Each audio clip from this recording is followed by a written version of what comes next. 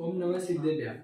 आज की वर्तमान गोष्ठी का विषय है बनारसी दास जी के जीवन परिचय पर। और किसी भी कार्य की शुरुआत करने के लिए मंगलमय मंगलाचरण की जरूरत होती है, इसलिए मैं मंगलाचरण करने के लिए मोक्षार्थी श्री दीप जैन को आमंत्रित करता हूँ। सभी मंगलाचरण के लिए हाथ जोड़ ले। निज स्वरूप को परमरस जामे भरो अपार, बंधो परमानंदमय समय सारे विकार। कुंद कुंद मुनि चंदवर अमृत चंद मुनि, आत्म रसी बनारसी बंधो पदारवी। धन्यवाद मोक्षार्थी दीप जैन। विद्वत परंपरा में विद्वान तो बहुत हुए हैं, जैसे कि बुधरदास जी, पंडित दौलत राम जी, आशाधर जी, वर्णी जी, भागचंद जी आदि। लेकिन आज मोक्षार्थियों के द्वारा पंडित श्री बनारसी दास जी के जीवन परिचय पर मोक्षार्थियों द्वारा गोष्ठी प्रारंभ की जा रही है। तो इसके पहले वक्ता के रूप में मैं मोक्षार्थी सोमनाथ जैन को आमंत्रित करता हूँ, आए और अपना विषय प्रस्तावित करो। जय जिनेन्द्र। मैं सोमनाथ जैन आज बनारसी दास जी के बारे में कुछ कहना चाहूँगा। उनका जन्म बनारस में नहीं हुआ था। वे एक गृहित मिथ्यात्व परिवार से आए थे, जिनके वजह से वह मंत्र तंत्र को आदि को मानते थे। फिर एक दिन उनके गुरु से उनका मिलन हुआ बनारस में, जिसकी वजह से उनका नाम बनारसी दास जी पड़ा। बाद में वे बड़े होकर दिगंबर शास्त्रों के साथ उनका मिलन हुआ। बाद में उनके जीवन में बहुत बार अमीरी, गरीबी और ऐसे प्रसंग आए। अमीरी आई उनके जीवन में, जैसे वे ज्वेलरी का दुकान चलाते थे। गरीबी भी बहुत बार आई, जैसे उनके पास चने फुटाने खाने के भी पैसे नहीं थे। ऐसे संयोगों में भी बहुत बार उनके वियोग हुए, जिसके बारे में अभी मेरे कुछ बंधु आगे बताएंगे। उनके जीवन में उनका मिलन कुछ वेश्याओं के साथ भी हुआ और कुछ बाहर के वापस वो मंत्री तंत्री में आदि जुड़ने लगे थे। बाद में वो कई बार वापस दिगंबर जैनत्व में आ गए। बाद में एक दिन वह अपने ससुराल गए थे। वहाँ पर वो अचानक बीमार पड़ गए थे। वे एक रूम में एक बेड रिडन थे। उनके रूम में इतनी दुर्गंध आती थी कि कोई उधर आना पसंद नहीं करता था। उनको उनकी मदद करने के लिए उनकी सास और उनकी पत्नी ही आती थी। उनके ससुर, उनका साला आदि कोई नहीं आता था उन्हें मदद करने के लिए। वे अंतिम समय में भी कई समय पहले वो जैनत्व से जुड़े हुए नहीं थे, पर अंतिम समय में वो मरते मरते वापस जैनत्व से जुड़ गए, जिसकी वजह से वो वापस सुधर गए। जय जिनेन्द्र। इन्होंने हमें बनारसी दास जी के जीवन का कुछ अंश बताया। अभी मैं अगले वक्ता के रूप में मोक्षार्थी श्री अनिल जी जैन को आमंत्रित करता हूँ। जय जिनेन्द्र। मेरा नाम मोक्षार्थी अनिल जैन है। मैं 8वीं कक्षा में पढ़ता हूँ। आज मैं आपको कविवर बनारसी दास जी का जीवन में आए हुए उतार चढ़ाव के बारे में बताना चाहूँगा। उनके जीवन में इतने उतार चढ़ाव आए हैं, इतने तो शायद किसी के भी जीवन में ना आए हैं। उन्होंने अपने जीवन में 3 बार गृहस्थी बसाई, पर तीनों बार उजड़ गई। ऐसी बात नहीं थी कि उन्हें संतान का मुंह देखने के लिए वो संतान का मुंह देखने के लिए तरस रहे थे, लेकिन उन्हें संतान सुख की भी प्राप्ति नहीं हुई। उनकी 3 शादियां, 9 संतानों का सुख किस को मिलता है। लेकिन दुर्भाग्य की कल्पना तो कीजिए, उनके आंखों के सामने सब चल बसे, लेकिन वो कुछ ना कर सके। उस समय उन पर क्या बीती होगी, यह तो कोई भुक्तभोगी ही जान सकता है।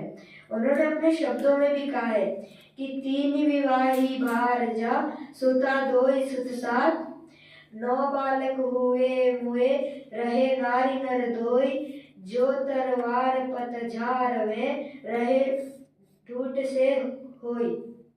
उन्होंने 8 वर्ष की उम्र में पढ़ना शुरू किया था। 9 वर्ष की उम्र में उनकी सगाई तथा 11 वर्ष होते होते उनकी शादी भी हो गई। लेकिन कर्मों ने नहीं कवि को यहाँ पर भी नहीं छोड़ा। शादी होते ही जब वो जिस दिन वो घर आए, उसी दिन उनके घर बहन जन्मी और नानी का देहांत हो गया। उन्होंने कहा है कि नानी मरण, सुता जन्म, पुत्र वधु आगमन, तीनों कारज एक दिन, भय एक ही भोन, यह संसार विडंबना, देख प्रकट दुख खेद, चतुर चित्त त्यागी भय, मूढ़ न जान ही भेद। मैं इतना कहकर अपनी बात विराम देता हूँ। जय हिंद। धन्यवाद मोक्षार्थी अनिल जी जैन। इन्होंने हमें कैसे बनारसी दास जी के जीवन में किस किस प्रकार की प्रतिकूलता आई ये बताया। अभी तीसरे वक्ता के रूप में मैं मोक्षार्थी दर्शन जी जैन को आमंत्रित करता हूँ।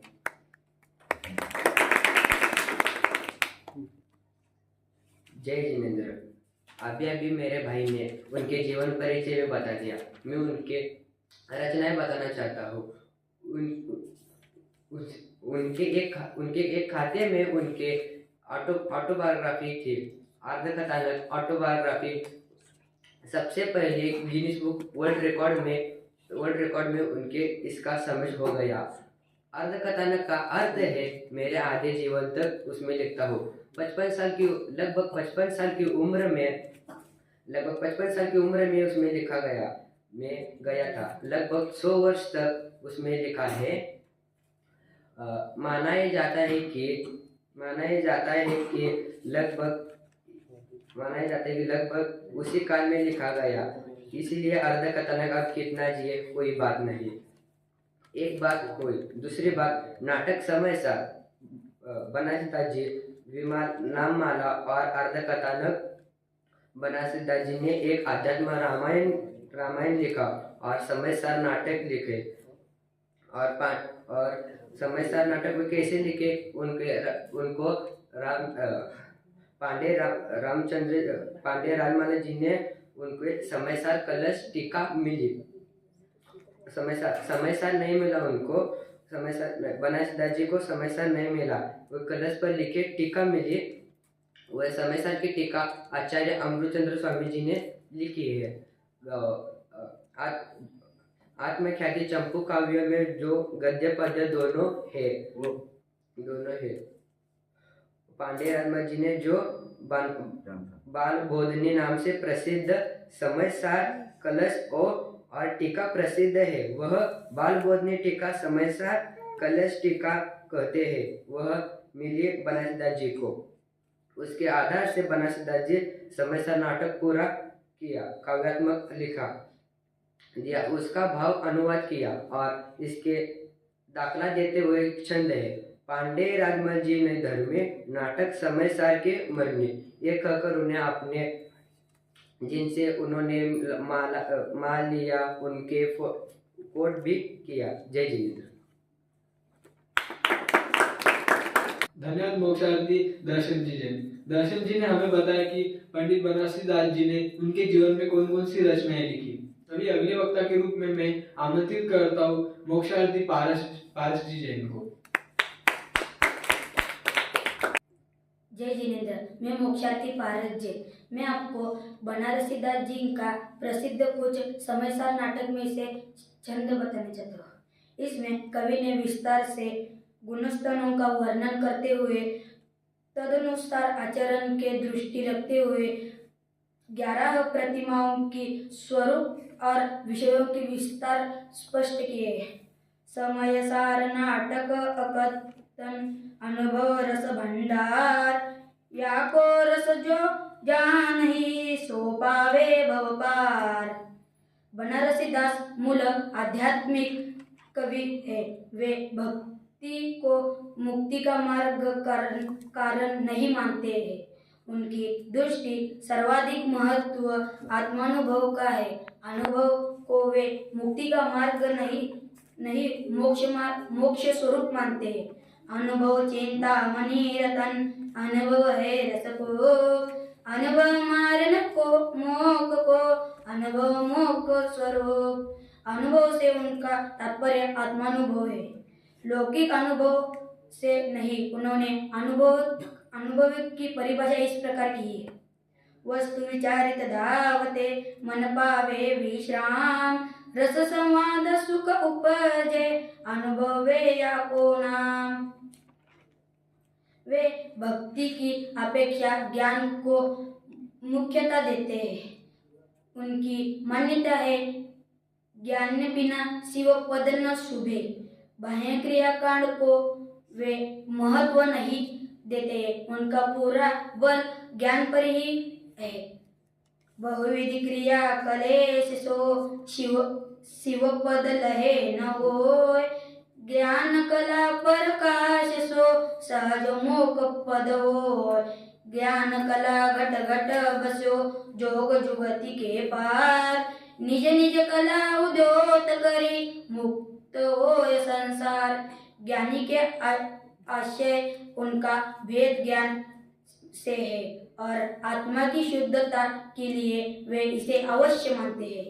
भेद ज्ञान सावो भयो, समरस निर्मल नीर, दो भी अंतर आत्मा, दोवे निज गुण चोर। भेद ज्ञान की आवश्यकता वे तब तक स्वीकार करते हैं जब तक मुक्ति की प्राप्ति नहीं होती। भेद ज्ञान तब लो बलो, जब लो मुक्ति न होय, परम ज्योति प्रगट जा तान विकल्प होय। जय जय।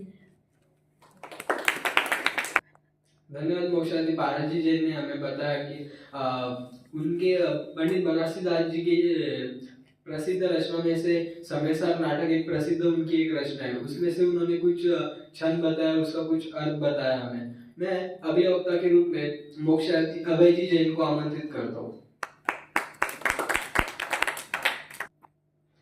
सभी को सादर जय हिंद। मैं मोक्षार्थी अभय जैन। मैं आज आपको बनारसी दास जी के दिगंबर संप्रदाय में आने के बाद जीवन परिचय देना चाहता हूँ। बनारसी दास जी जब दिगंबर संप्रदाय में आए तब उन्होंने काफी पढ़ाई लिखाई की। उन्होंने दुर्भाग्य से उनका आध्यात्म का ही अध्ययन हुआ। कमजोर हालत में वे स्वयं को सिद्ध समान शुद्ध अनुभवने लग गए थे। सब 4-5 जन इकट्ठा हो जाते थे और मंदिर में ही कपड़े उतार कर नाचने लगते थे और कहते थे हमको कछु परिग्रह नहीं।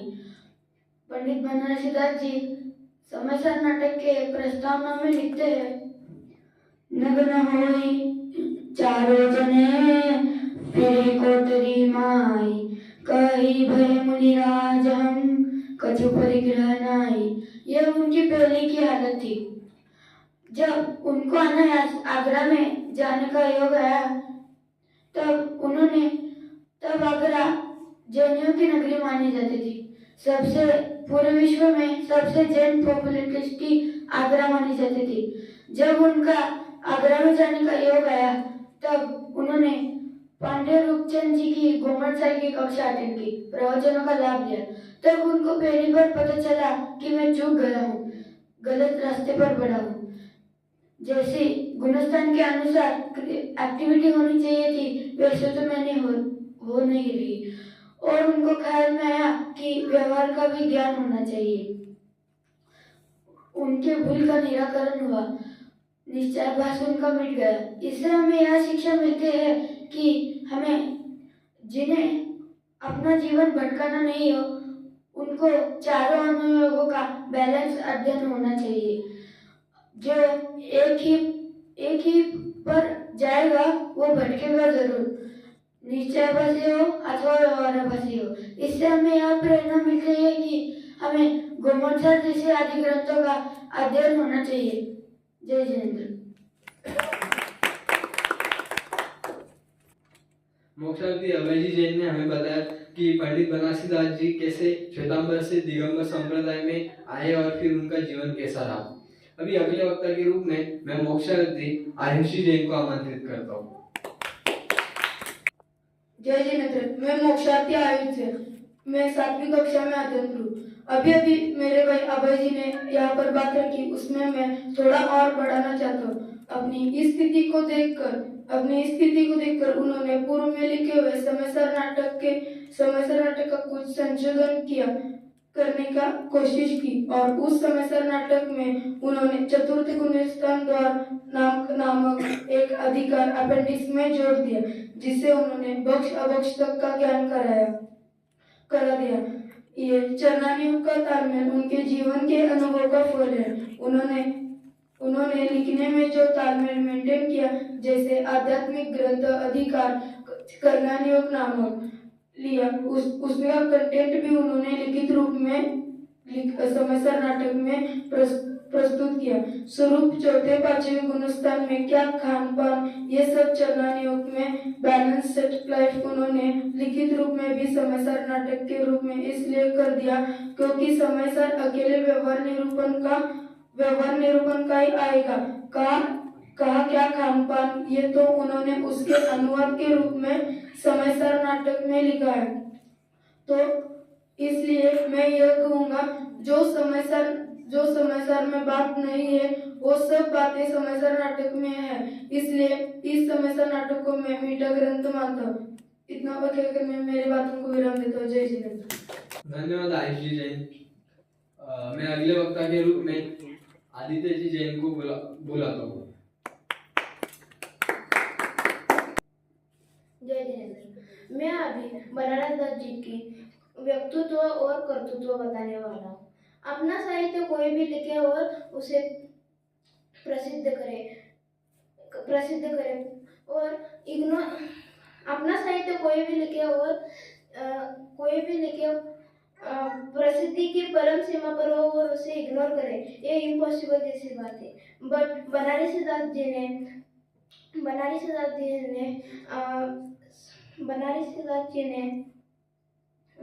सन्मार्ग में आए तो उनको ख्याल में आया कि मैंने अभी तक कृतियाँ लिखी है वो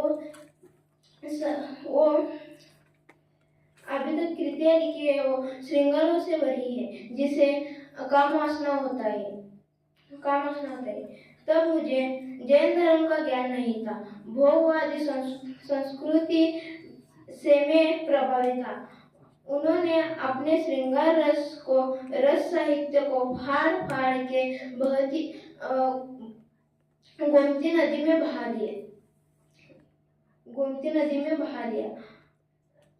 दिया। जैसे उन्होंने ख्याल में आया, आज यदि वो साहित्य होता, श्रृंगार रस में उनकी कोई सीना नहीं होता। बट ऐसा साहित्य किस काम का जो दुर्गति को भेजे। इसीलिए भी एक कलेजा चाहिए। वह पंडित बनारसी के देखा था अपने साहित्य फाड़ कर, जब जागो तब सवेरा। जय जिनेंद्र। मोक्षार्थी आदित्य जी जैन ने हमें पंडित बनारसी दास जी के व्यक्तित्व पर कुछ बात बताई हमें। धन्यवाद मोक्षार्थी आदित्य जी जैन। मैं अंतिम वक्ता के रूप में मोक्षार्थी युवराज जी जैन को आमंत्रित करता हूँ।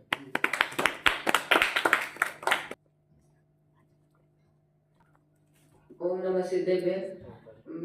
मेरा नाम युवराज जैन और कक्षा 8वीं में अध्ययनरत हूँ। मैं आज बनारसी दास जी के मरण के समय की बात करने वाला हूँ। और मरते तो सभी हैं, आए हैं वो जाएंगे। राजा रंग फकीर जो आए हैं, जाना ही पड़ता है, कोई भी हो। बट जाना उसका सार्थक होता है जो जीवन का सार जिसने समझ लिया हो। हमारे टेक्निकल वर्ल्ड में रत्नत्रय की प्राप्ति जिन्होंने की है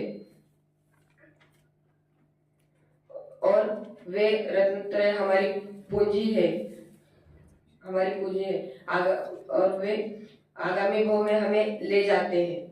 पर बनारसीदास जी जब डेथ बेड पर थे, जब मृत्युशैया पर थे, हालांकि ज्ञानियों को मृत्यु ये शब्द बहुत अटपटा लगता है, तब हलन चलन को स्तब्ध देखते हुए उनके किन्हीं चिन्हों पर मोहित होना पड़ा, देखते हुए उनके मोहित होना पड़ा।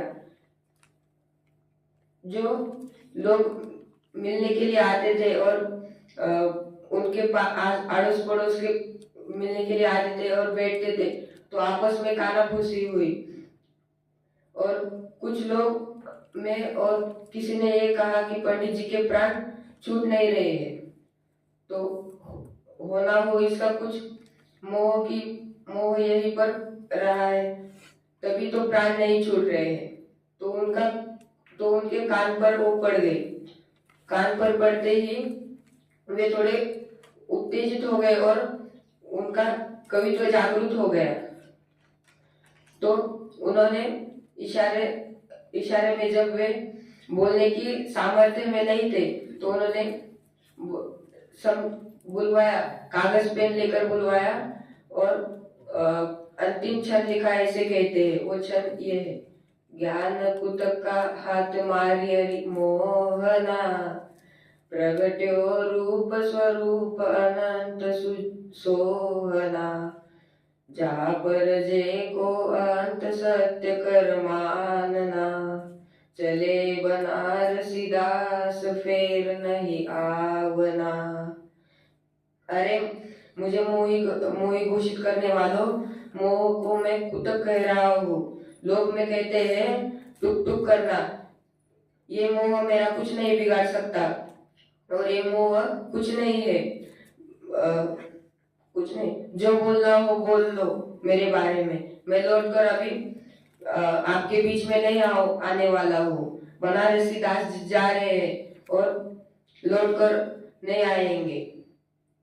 ये मरण के समय में भी उनकी सजगता विचारणीय थी, विचारणीय है। ऐसी सजगता हम सब में भी बने रहे, यही इसी मंगल भावना से मैं विराम करता हूँ। जय जी।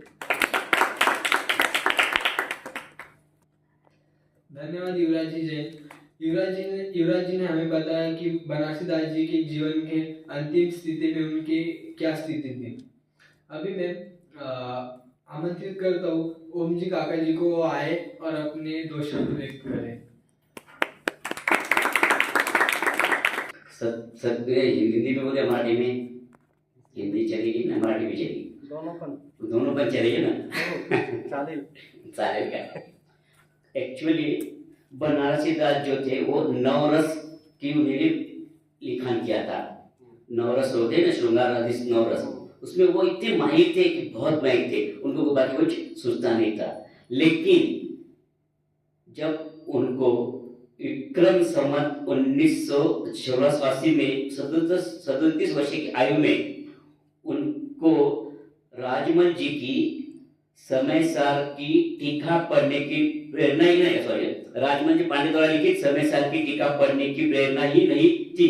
ग्रंथ सामने रख दिया, कुछ मालूम नहीं था ये समय सार क्या है और किसने वो ग्रंथ सामने रख दिया।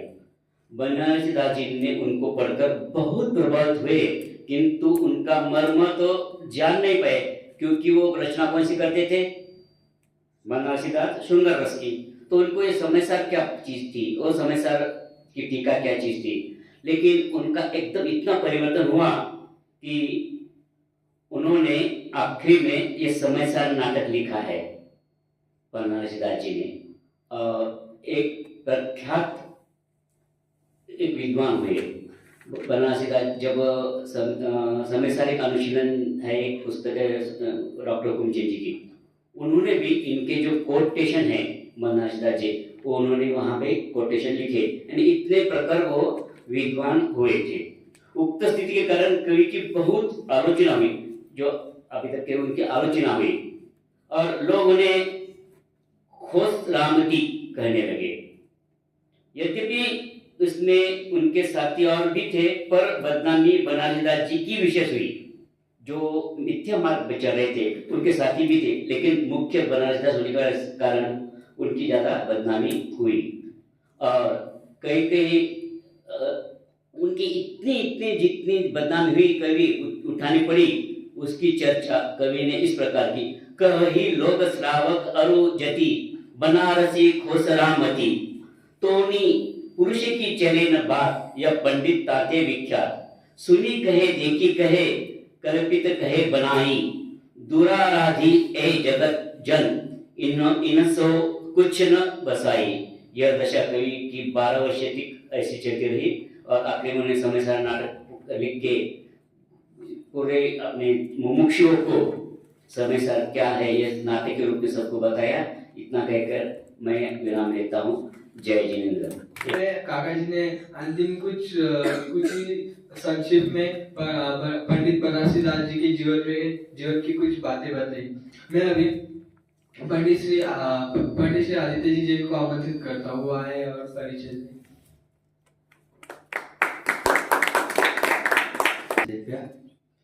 मैं वैसे तो सभी मोक्षार्थियों ने सब कुछ बोल दिया है, तो बोलने के लिए तो कुछ रहा नहीं। एक्चुअली आप लोगों को मैं बता दूं, हमारी कोई प्लानिंग नहीं थी कि आज कोई विषय रखना है। कल ही ऐसा विषय सामने आया कि बनारसीदास जी के ऊपर हमें अपना उनके बारे में जीवन परिचय जो है, उन्होंने कैसे पूरी लाइफ को कैसे फेस किया, तो हमें बात रखनी है। और वो कल रात को ही शाम को प्लानिंग हुआ और सबको स्क्रिप्ट तैयार करवाई और आज ये आपके सामने ये प्रस्तुतिकरण हुआ। सभी मोक्षार्थियों ने बोला, एक मोक्षार्थी दीपना मंगलाचरण आगे ऊपर जितना ज़्यादा तो परिचित नहीं है, लेकिन जितना सुना हुआ है आप लोगों ने भी जितना सुना होगा, एक तो वो श्रृंगार रस के कारण जाने जाते हैं लोक में, और जैन लोग किस रूप में जानते हैं, उन्हें समय सारी के नाम से भी पहचाने जाते हैं। और नाटक समय सार के कारण उनका ज़्यादा वास्तव में विवरण हुआ है, लोग उनके लिए नाटक समय सार के नाम से जानते हैं। पहले बनारसीदास जी तो इनकी श्रृंगार कविताओं के कारण जाने जाते थे, जो कि अगर वो आज वास्तव में होती तो लोग नाटक समय सार कम पढ़ते थे। फिर वैसे ही आज जैन समाज में भी है जो लोग तत्व ज्ञान से जुड़े हुए हैं, बहुत वो भी संख्या कम है। लेकिन अगर ये श्रृंगार, अगर वो भी बोलते थे बनारसीदास जी की, अगर ये चीज़ मेरे माथे अगर आज होती तो मैं भी शायद इस नाटक समाचार को न लिख पाता, न पढ़ पाता, न उसमें रुचि होती। और उन्होंने जब तत्व ज्ञान की रुचि जागी तो उन्हें पोटली बना करके कौन सी नदी में फेंक दी? गोमती नदी में फेंक दी। और नाटक समय सार में 727 पद्यों की संख्या है और 32 अक्षर श्लोक प्रमाण की ग्रंथ संख्या है, जो 1707 है। और उन्होंने जब ये महर्षि वाल्मीकि जी से मिले, कौन है ये महर्षि वाल्मीकि जी? रामायण के राइटर। तो जब वो मिले तो उन्होंने कहा हमने इतना लिखा। तो उन्होंने बोला आपने क्या रामायण लिखी आपको ही पता है। तो बनारसीदास जी ने वहीं तुरंत खड़े खड़े उनको एक छोटी लघु रामायण लिख करके दे दी, जो मैं उसकी 2 लाइन बोल के आपको मैं अपनी बात विराम करूंगा। विराजे रामायण घट माही, मरमी होए मरम सो जाने, मूर्ख माने नाही।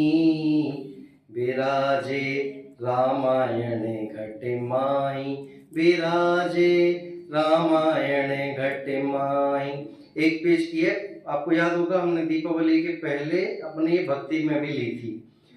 आत्म राम ज्ञान गुण लक्ष्मण, सीता सुमति समेत, शुभ उपयोग बानर दल मंडित, वर विवेक रन खेत।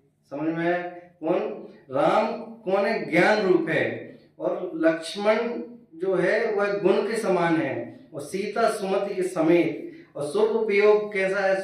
जैसे शुभ उपयोग, शुद्धोपयोग और अशुभ उपयोग, कि रावण रूपी जो उनकी सेना है वो तो अशुभ उपयोग में है, और जो रावण है, राम और बानर दल है, वो शुभ उपयोग में है, रामचंद्र जी शुद्ध उपयोग में है। तो उन्होंने उस रामायण को भी तत्व ज्ञान से और आध्यात्मिक रचना से उन्होंने वो भी रचित करके उनके सामने बताई थी।